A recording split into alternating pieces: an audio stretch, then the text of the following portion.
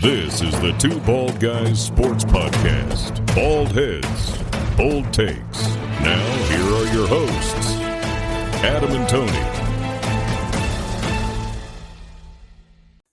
Welcome back. I'm Adam.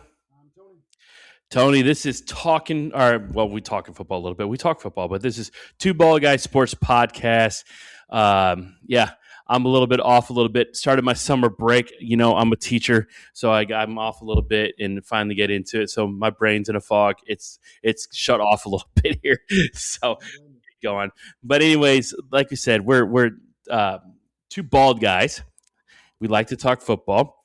Before we get into it, like I said, let's talk about our little partnership with Happy Nuts. Like we said, we love their products. You can save 20% with us. Tony, real quick, give them the code.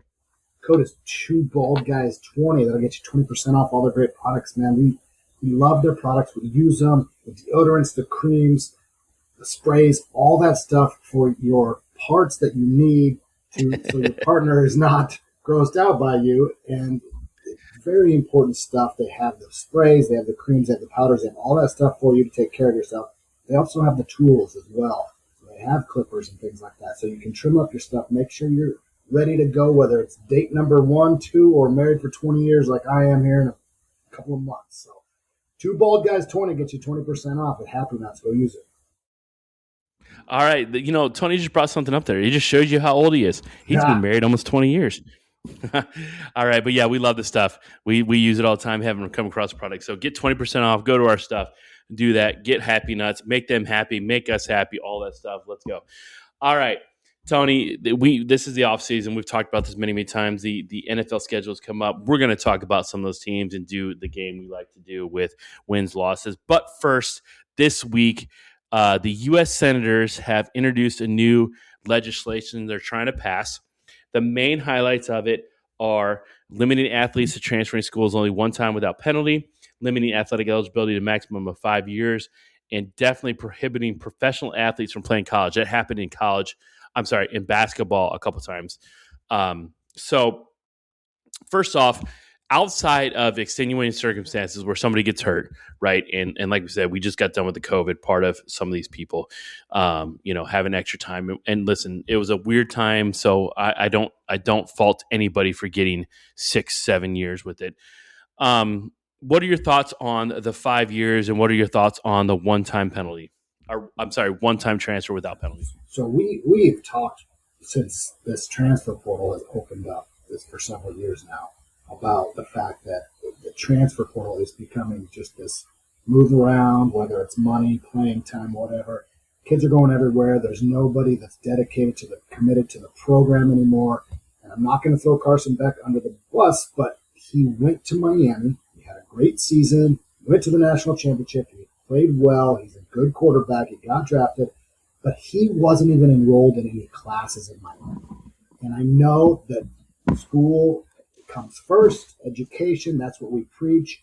You're going to college to get an education, to better yourself in life, not to play sports. But it seems that it's turned, especially maybe football and basketball, turned into a place where they're just going to go to either A, get paid, or B, get paid and have a chance to go play at the professional level. So do I like the idea that we're only going to limit the number of years they can play? Yes, but with exceptions, and I'm sure we'll get into the exceptions here in a little bit. So 5 years seems reasonable.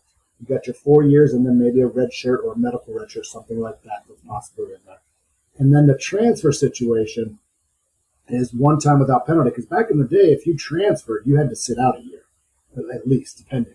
So there's always going to be circumstances where kids can find a reason to transfer, but I think if they do it the one time, they can make that decision and stick with it, and then they can stay committed to a program. And you can kind of go back to the old days where kids would stay 4 or 5 years out of school and they would develop themselves and they would get better. They might not play freshman, sophomore year, but junior, senior year, now they're full-time starters. So do I like it? Yes. I need to know some of the exceptions, which I'm sure you're probably going to get into here in a little bit. So it just prevents these guys for 7-8 years being at school, not even taking classes. So yes, I like that they're doing something. They're taking steps. They realize there's a problem. So yes, I do like it. Right. We get into the Carson Beck part of it when he talked about, I haven't even gone to class, and maybe, I don't even know if he attended a class at Miami. Listen, I don't fault kids for getting their money. We've talked about this many times. But at the same time, this is still college athletics. You still should be going to class in one way or the other. You know what? If you want to take the minimum load there is to go to that school, that's fine. But you still should be enrolled at that school, doing something for that school to be able to play for that school. I mean, we could get into, dropping down to high school and stuff like that. But I mean, the one-time transfer thing, I'm thinking, we talked about this. You transferred, I transferred. We didn't play football, but we played baseball. And I get it with kids because, again, we go on and with this 18-year-old kids trying to decide what school they want to go to, right? And we talked about this. When a recruiter comes in, you are seeing what should be the best version of themselves. And if it's not the best version of themselves, then you're probably not going to that school. But if you're seeing the best version of themselves, and we all have a good version, a bad version, an in-between version of who we probably are for the most part. But you could get these people, especially if you're a highly recruited person, you think that recruiter is going to act stupid in front of you or bad or anything like that. They're going to put their best face forward.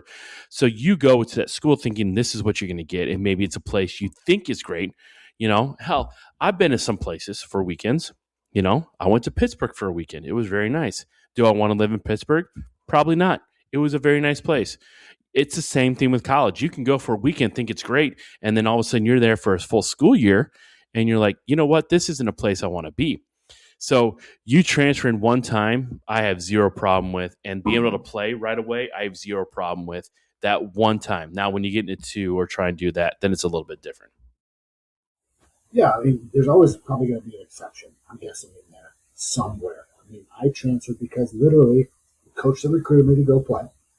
I was a pitcher my freshman year, and we were loaded with seniors. I wanted to play the field, and he called me in at the end of the year, and he goes, I'm looking at you to play the field next year. He goes, is that something you're interested in? We had this whole talk about this. So I was maybe going to pitch and play shortstop the next year. Great. He calls over the summer and says, sorry, Tony, I got a job offer at another school. We're moving. Sorry about that. This and that. We had to talk. So I reached out to some of my friends on the team, and I was like, what are you guys doing? And all but 3, I think, were transferring. So everyone was just leaving. So I left as well. So I can see the idea for the transfer. Do I want guys transfer 2 of their times? No, not at all. But I like that they're taking advantage of, they see the problems here. They see the kids taking advantage of this, and they're limited to a little bit. So, I think there's a step in the right direction. Now we kind of got to get the money situation figured out, which maybe they'll address next. I don't know.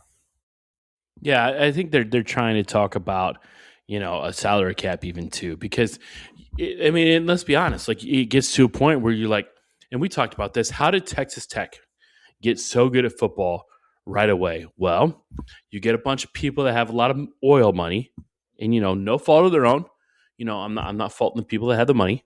They obviously earned it in a way, hopefully that's legal, and they want to put it back in the school or their favorite school or whatever. That we've even talked about this. If you came upon a bunch of money, like if you became a billionaire, you found something like Amazon and you became a billionaire, would you not put money into Oklahoma? I know you didn't go to school there, but that's your favorite school. Like, would you put money into Oklahoma? Pretty sure you would. I would probably do the same thing with Michigan, right? I'd want to see them do well. I don't fault them. But why is it that those schools can have so much more money than everybody else? And it becomes, it's a who's who of college sports because, do you have the richest donors? And if you do, then you're going to be good. So I'm not opposed to a salary cap either. I mean, what are your thoughts on the salary cap part of it? I think Texas Tech is a fantastic example. The basketball program, the men's basketball was pretty darn good. When the softball program is the best example because they went from being basically irrelevant in college softball to not only making the championship game last season because they paid the pitcher $1 million, which, don't get me wrong, she's an excellent pitcher and she's worth it. She took them all the way to the championship game and they lost. But now they're back in the Women's College World Series again this season right now, and they just 8-run-ruled Mississippi State. So they have a really good softball team. Wait. I'm going to stop you. Who did Mississippi State beat? Stop it. We're not talking about that. Mississippi State did beat Oklahoma. So anyway, moving on. But Texas Tech's a great example of a not only is their football team all of a sudden relevant, they've had some decent teams in the past, but other sports are getting that money as well. So you bring up a good point saying the teams that have the most money are going to get the best players and they're going to win the most games. And you have that oil money down there in Texas. You're seeing it with SMU a little bit. The volleyball team is really good. The football team made the playoffs 2 seasons ago. So it's where you have the money. So we got to kind of give these other teams that don't have the money an opportunity, right? Is that, or are we just going to say the person with the most? Yeah, absolutely. You got to give some teams that don't have the money a little bit more of a chance. But if this doesn't pass, or if it stays kind of the same, I've got an idea. Like, if you were a MAC school or Sun Belt school or American or any of the teams that aren't in a Power 4 conference, we're not going to make the Pac-12 a power conference because you look at the schools, it's not going to be that. So if you're a coach there, right, do you continue to try and recruit guys that you think are going to stay 4 years, or do you now try and become like a JUCO coach where you're going to have them for 2 years, 1 year, whatever, right? And you just understand, hey, listen, we're gonna recruit these guys that kind of fell through the cracks, or maybe a guy that thought he was going to be a starter at Alabama and realizes he's not going to be in Alabama. You come here. Let's just use I'll just say Toledo, for example, because they're decent in the MAC or something like that, right? And maybe you get a couple of kids that slip through the cracks at Ohio State, Michigan, Indiana at this point now, Penn State, and you say, hey, come here to Toledo. Come play well. If you play well, we will help you go somewhere else, right? But you come here. And if you get that reputation of a coach that's going to help somebody move up, can you start not getting some of those kids that are kind of the borderline kids that might not start right away, but will start for you, play really, really well, and now all of a sudden you're developing a program because you're adopting to the new situation where you understand that if they play well for you, they're going somewhere else, right? Yeah, I think you bring up a great point because you have to adapt to what's going on. So you have to figure out a way to get your program relevant. So you're kind of setting up this levels, kind of like how baseball has the minor leagues, AA, AAA, that kind of thing. So you're going to go play at Toledo for a year, and I'm going to help you get recruited by Ohio State, Alabama, Georgia, Texas, whoever. And then they're going to take you and develop you and get you into the NFL. I mean, is that kind of what you're thinking? I mean, that's not a bad idea. You got to do something. I mean, honestly, like if I'm a coach in that situation, right? If I'm a coach at Toledo, MAC school, even like a Memphis now, and I understand those coaches leave for bigger jobs too, and we get it. If I got the head coach, I'm not a football coach. We understand that. I'm a baseball coach. We just love to talk football. But if I was a head coach at one of the MAC schools, we'll just say Toledo, I'm going to my AD and saying, this is the way I'm going to do it. I'm going to recruit guys not thinking they're going to stay at my school for 4 years, right? Yeah, because they're not. Like even with this one transfer rule right now, right? Even with the one transfer rule, if it passes and they can only transfer one time, there's no way you're going to recruit a kid and he's going to play out of his mind for 2 years and he's going to stay there for 4 years. It's just not going to happen. Like, that's just the situation it's at because the kids are going to go get money. And again, I don't fault these kids for going to getting their money, right? The loyalty, we can talk about that. The money, I don't blame them. So I go to my AD and be like, listen, this is what we're going to do. I'm going to walk into a kid's family room right now and be like, hey, we want you to come be the starting quarterback at Toledo. If you want to stay all 4 years, we want you. But if you play really well in 2 years and you want to go somewhere else, we will help you do that. But come give us 1-2 years here at Toledo, and let's see what we can do. And let's see if we can start running this MAC and be really, really good. Because if you get to become a coach that's not letting these kids go and you get pissed off at it, do you think kids want to come to your school? Like, but if you become this, like, let's just say this AAA team for Georgia, Alabama, Ohio State, and you become that and you become known for that, you think kids are going to want to come to you? This kid that thinks he's going to go start at Alabama and then realizes, hey, I'm just going to go back a little bit. Hey, Tua Tagovailoa, whatever, Tua is there. I'm not going to play right away. But you know what? If I go to Toledo right now and ball out, I can end up at one of those schools, and this coach is going to help me do it. I mean, isn't that the right way to go? you got to find some way to make a difference. And I'll bring up Kirk Cignetti. He has decided to take guys that have been around for 4 or 5 years and put them all on the team. It seems to be working pretty well with him. He's going a little bit the other way. But what you're saying is get that freshman that's really good, but not good enough to start, because these big programs have juniors or seniors leading their team.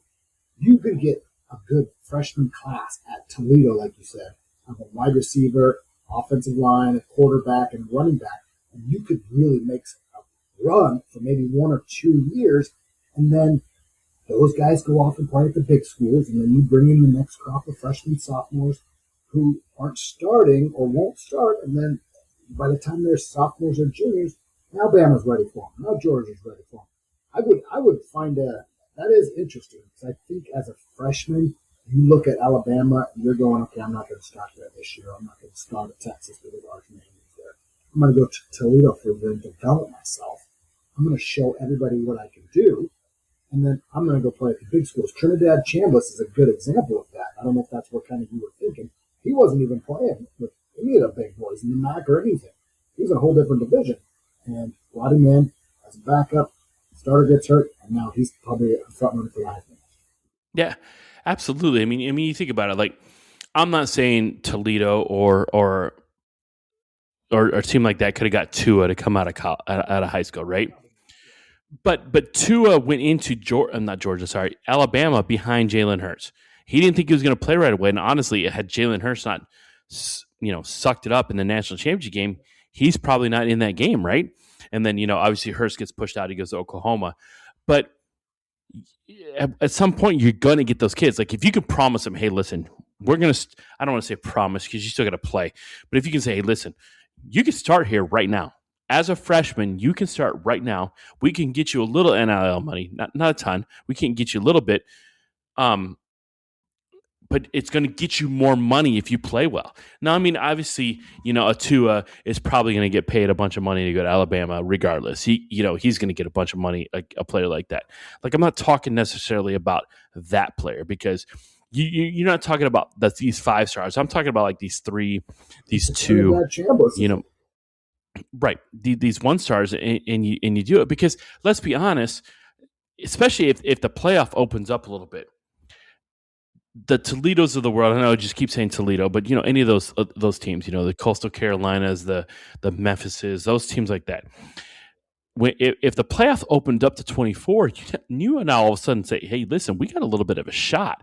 If we can bring in a team in here, and we can play really, really well, we have a shot. If we go undefeated, you sit there and you're like, hey, listen, we go undefeated, we win the American, we win the MAC. People are going to take notice a little bit, right? You have a shot at doing this, and now if you become that reputation of having that coach that's like, hey, we would love for you to stay here 4 years, but we're being realistic right now, so we'll help you get paid, we'll help you become good, and you do that, and right now, unless that one transfer thing, and even with the one transfer thing, I think you can still do that, but you have to do something. You have to think outside the box, and I think you have to do that a little bit, right? Yeah, especially, I'm trying to think of other options here. If you're an assistant coach somewhere at a big school, let's say you're assistant coach at Georgia and Toledo offers you the job. Now all of a sudden you and Kirby Smart have a relationship, and you go coach at Toledo, and you tell your guy, listen, Kirby and I are buddies. We go golfing together. You come here for a year or two, and I'm going to develop you like Kirby wants you to be a player, and then I'm going to reach out to Kirby Smart and say, hey, I got this guy here. He's a sophomore. I think he'd really help your program out. And then Kirby can watch you play at Toledo for a year, maybe 2 years, and now you're going to Georgia, right? A team that's year in, year out for the last several years, ready to play for a national title. So I think I'm an assistant coach. I don't think this is a bad idea at all, but you're right. You have to do something different. Things have changed, so you have to change how you do things. I think that's one reason. I know that's one reason Nick Saban got out of the game, because the way he was doing things, it wasn't going to be as effective anymore. I think he'd still be successful, yes, because he's really good. But things are changing. I think Kirk Cignetti is a perfect example of someone who thought outside the box. He took some guys, and he took guys that were experienced, guys that were older, guys that weren't ready for the NFL right now necessarily, but he took them and he got the most out of them, and he's had a couple pretty good years. Absolutely. And I think we all think that there should be some reform to this. There should be a salary cap. There should be the one. I agree. The one transfer rule. We have gone long on a kid can transfer one time, or he can transfer if his coach leaves. And I think that's true. Like if you get recruited by let's just say Nick Saban, at Alabama, and you're there, and then he leaves or retires, in the case that he did, I think you should be free to leave. Like you can leave. Like that would be the one that I would do. Like even if you transferred one time, if that coach that recruits you leaves, you should be able to leave. I'm okay with that. I don't have a problem with that because truthfully, you should be. Well, some of the kids now are going for money, and again, don't blame them. But truthfully, you should be going for the coach, right? And if the coach leaves, that's not what you came to that school for. So give them that second option, if that's the case. So I do think they need to limit this because, even 6-7 years ago, this transfer portal thing, like that, it didn't exist. I mean, let's just be honest. It's not a transfer portal. It's free agency, right? It's like free agency in the NFL. It's free agency wherever you want to talk about it. They call it the transfer portal. Okay. All right. But there needs to be like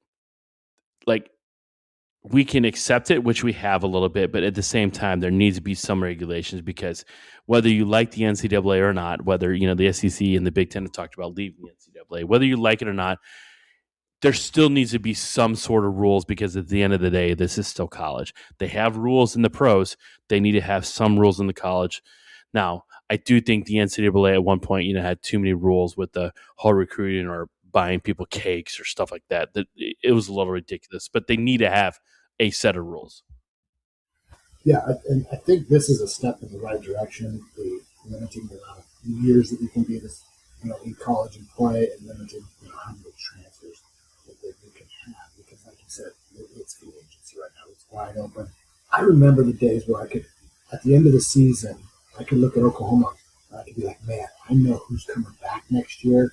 This guy's going to be a year older. This guy's going to be a year older.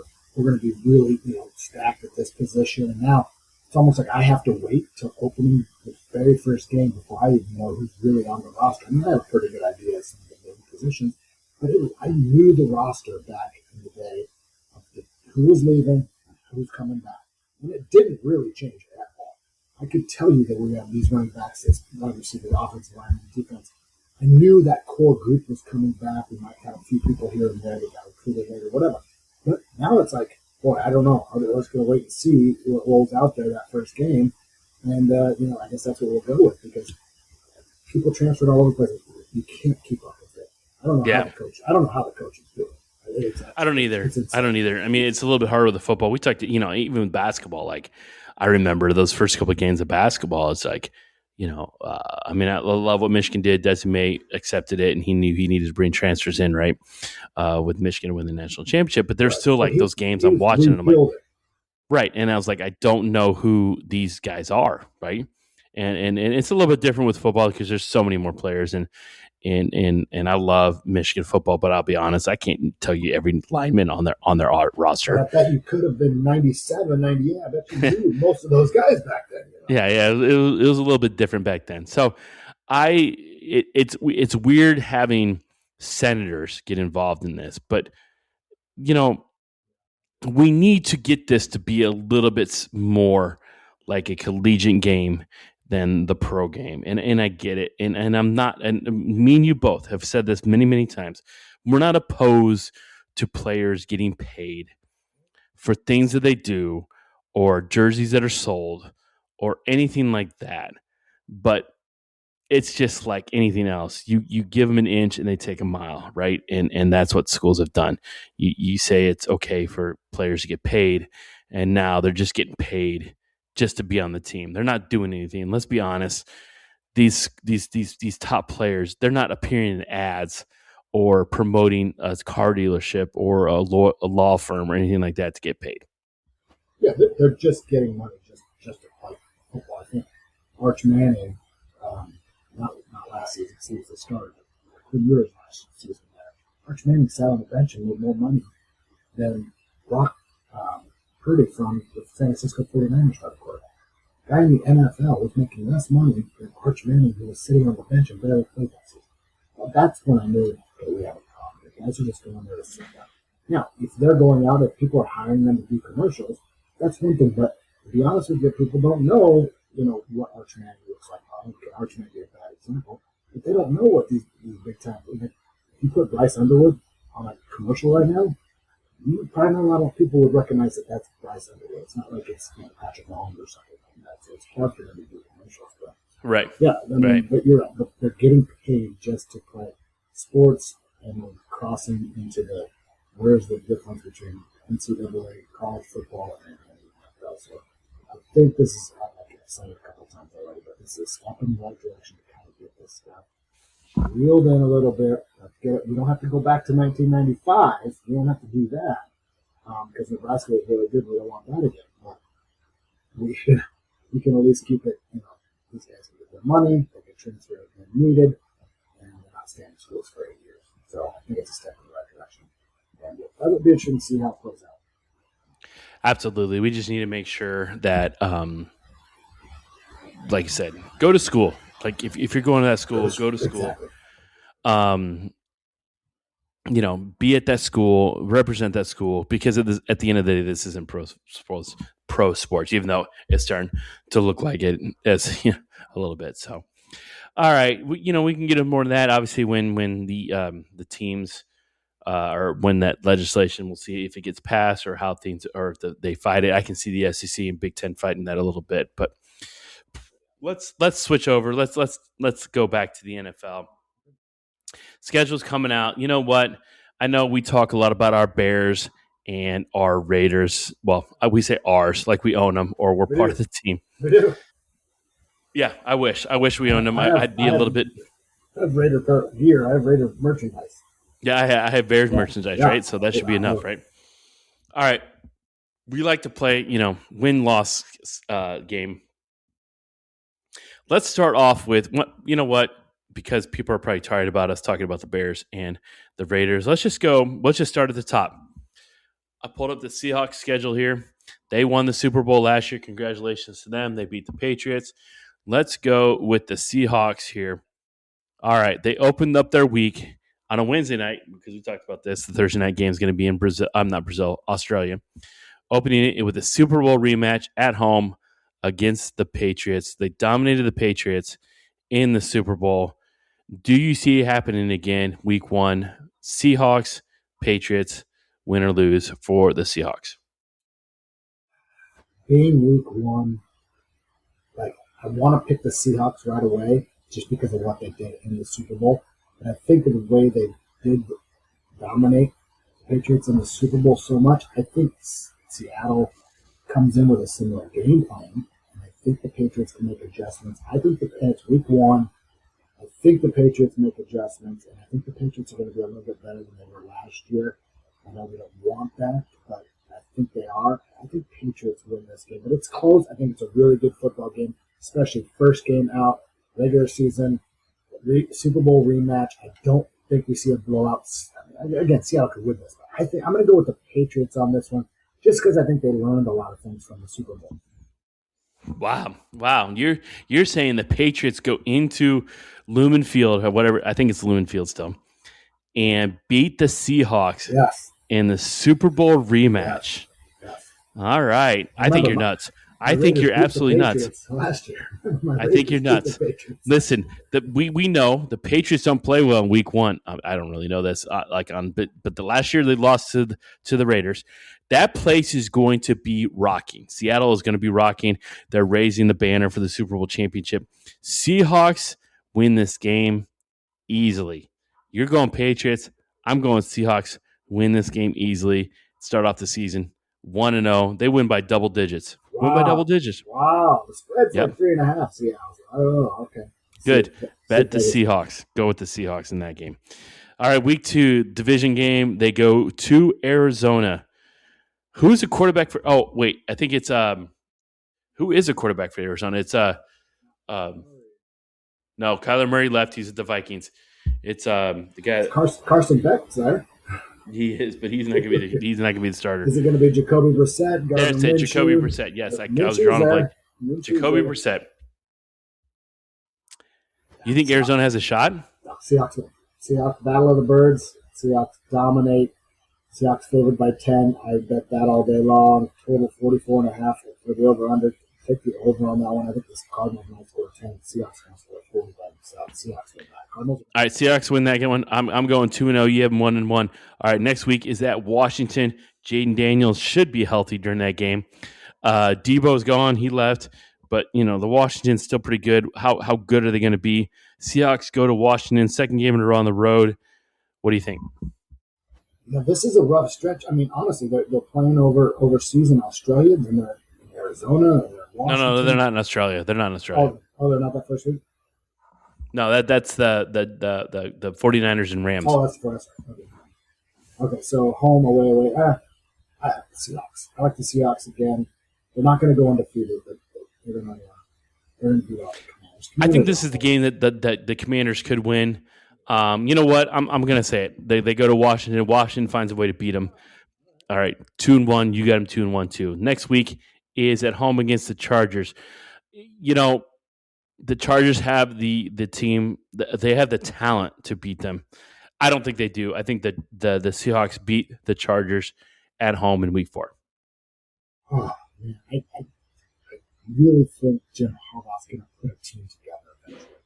I mean, he did it in Michigan. It took him a few years, but he finally put that team together. And they dominated. They did whatever they wanted to go.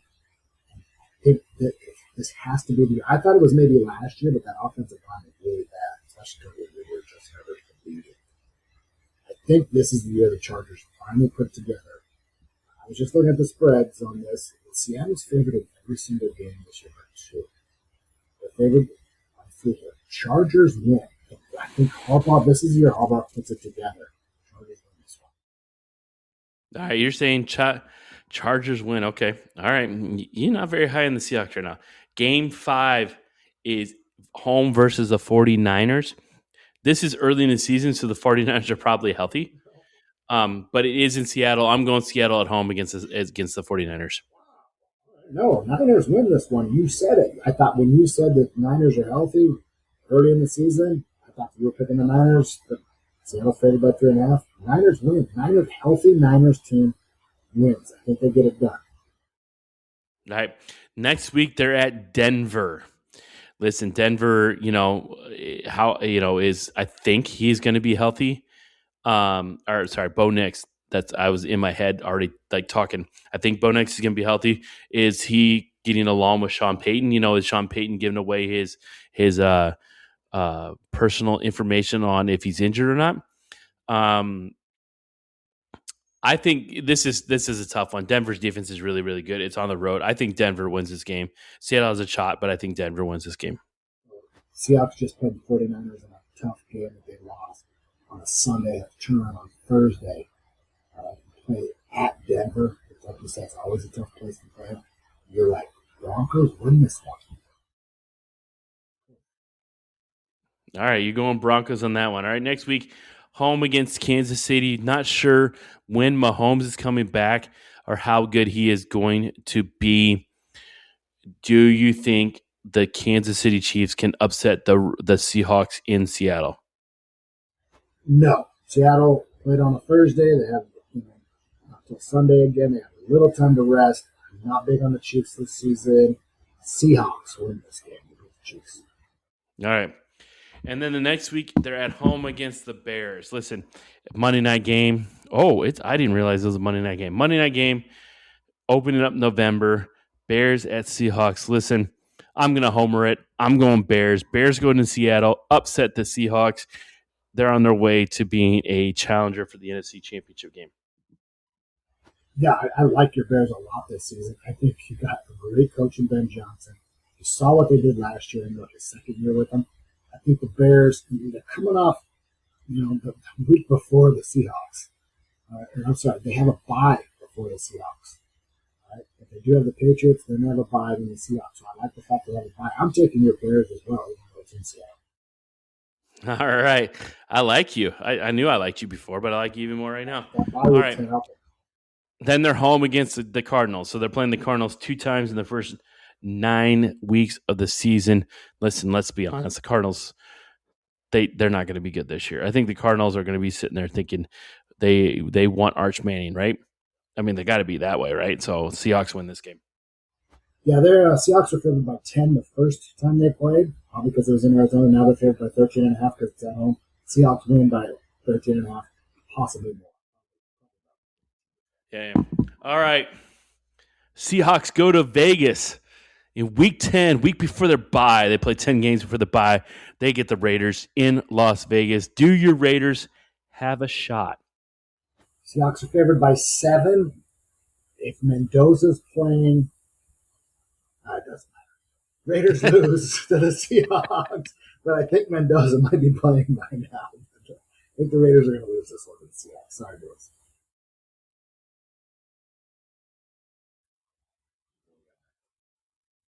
Seahawks at Niners.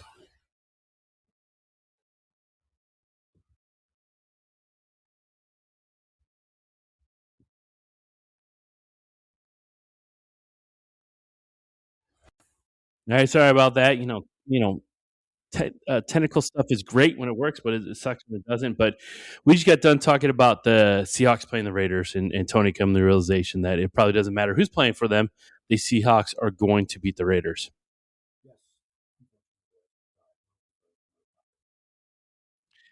All right, so the next game for the Seahawks, they go to the 49ers, and I said, listen, it's week 12. The 49ers are going to be probably missing half their team, but I still think the 49ers win this game over the Seahawks in week 12.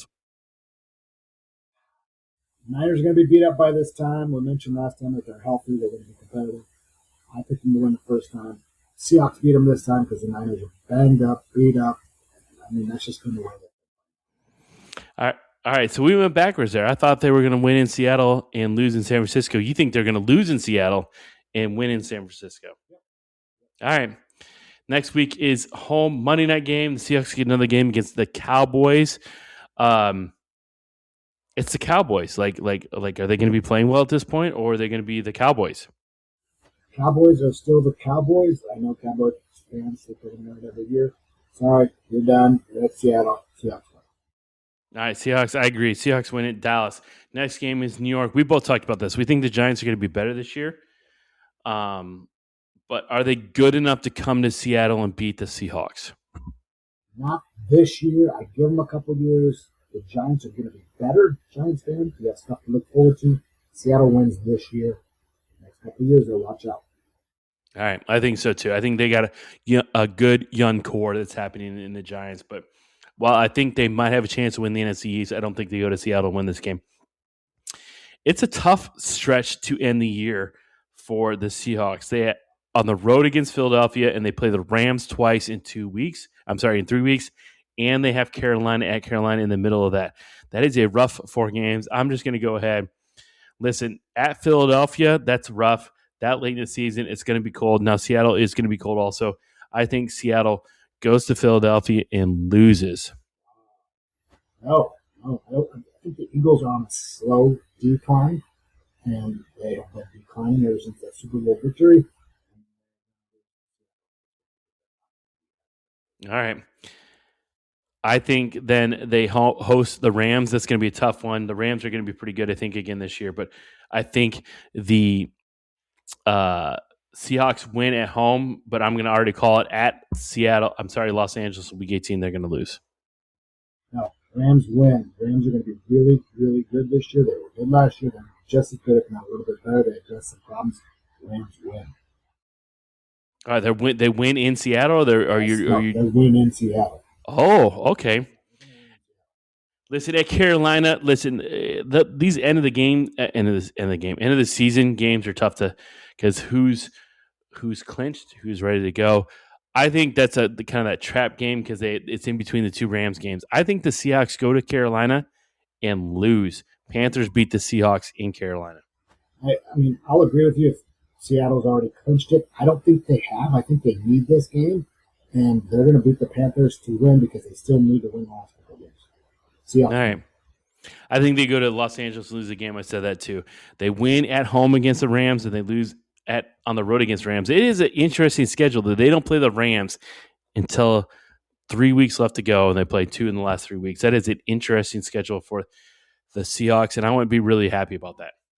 Yeah, I mean, I think the Rams are already sitting pretty. I think they play their guys. So I think the Seahawks win this. And I think they need to win this to help them get into the playoffs. I think the Rams, and we'll talk about this later, but I think the Rams are really good. And they won't need to be playing their guys at that game. All right, we got 17 games in Seattle there. Wins that. Sorry, Seattle wins that game. All right, you got Seattle winning that. So I have them losing to the Rams, Panthers, Eagles. So there's 3 losses. The 49ers on the road, that's 4. The Bears is 5. Denver is 6. And Washington is 7. Ooh, I have them 7 losses. Okay. I have them 10-7. All right. I think they might be a little bit better than that, but 10-7. That's where I got them at. I have them losing to the Patriots. I have them losing to the Chargers. I have them losing to the 49ers once. I have them losing to the Broncos. I have them losing to your Bears. And then I have them losing to the Rams. So I think I have 6 losses for them. I think that's about right. I think that's where they're going to be at. They're going to be sitting at that 9-6, needing their last couple of weeks of wins. It'd be 11-6, but yeah. 11-6, sorry. All right, so you have them 11-6. I have 10-7 for the defending Super Bowl champions. Listen, it's not the hardest of schedules, but that end of the year is not kind. After that bye week, 49ers, Cowboys, Giants, Eagles, Rams, Panthers, and Rams again. That is not a kind end of the season for the Seahawks. Listen, if they need to win some games at the end of the year to clinch a playoff spot, that's not exactly what I would want for a team. That's not easy. No, that's a rough stretch. But they can do it. If the team can do it, they can do it. For sure. All right, we'll see. Listen, we know Super Bowl champs sometimes have that hangover, so we'll see what the Seahawks can do. All right. Sorry about the technical difficulties, being this into 2 parts here. But listen, we love talking football. The college football is trying to shake things up a little bit. At least the legislators are for them. But you know what? We'll say it again, and I'll probably say it multiple times. The NCAA can just call me up, ask me for what I think we should do, and I can have some ideas, and Tony has some great ideas too. Just call up the 2 bald guys. We'll talk about whatever you want with college football. Yeah. Listen to us. Hey, listen, it's fun talking in the offseason about things. Coming up this summer, we'll continue to talk about NFL schedules. Tony and I talked about, I don't know how smart this is, but we've talked about doing a wing challenge again and doing our hot takes. I don't think we want to touch the bomb again, but we'll get into his hot sauces. We'll get into a bunch of stuff. It is the off season, but that doesn't mean we stop. We'll come back at it. We'll come back next week, talk more NFL schedules, talk college football. Until then, I am Adam. I'm Tony. Thanks for listening. You have been listening to the 2 Bald Guys Sports Podcast with Adam and Tony. Don't forget to check out our partnership with Happy Nuts.